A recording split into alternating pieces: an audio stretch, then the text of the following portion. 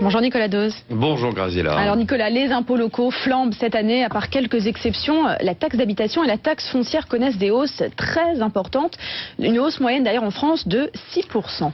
Et voilà, on a une crise mondiale, comme je le disais, mais une facture qui est bel et bien locale et qui arrive dans les boîtes aux lettres. Alors j'ai essayé de recenser les différentes raisons de la hausse. Première raison, effectivement, chute de l'immobilier, donc des droits de mutation qui baissent, ça c'est absolument vrai. Il eût été judicieux quand même de la part des collectivités territoriales de mettre un peu d'argent de côté comme une bonne fournie pendant les 8 années de flambée du logement. La deuxième raison, c'est que la crise évidemment a réduit les rentrées fiscales. Ça aussi c'est absolument vrai. Et puis il y a en plus des élus qui redoutent la réforme de la taxe professionnelle, qui sont tout simplement en train de sécuriser leurs recettes avec l'impôt.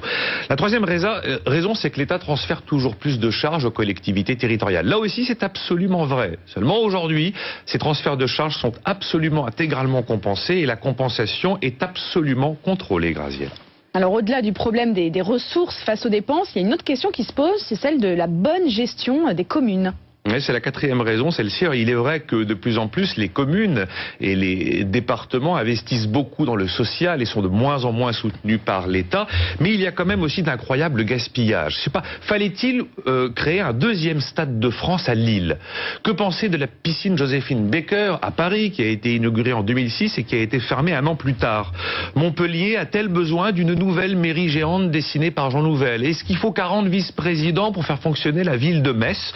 Ou alors ce pont à tablier absolument colossal qui a été construit à Rouen mais qu'aucun navire ne veut franchir aujourd'hui. Cinquième raison, augmenter les dépenses, ça rapporte plus de voix que la hausse des impôts n'en fait perdre, car en fait les dépenses tout le monde en profite, tandis que les impôts tout le monde ne les paye pas. Et puis il y a une sixième raison tout de même, c'est que contrairement à l'État, les collectivités territoriales sont obligées de par la Constitution de terminer tous les ans, le mois de décembre, dans le vert. Le déficit est hors la loi pour les collectivités territoriales.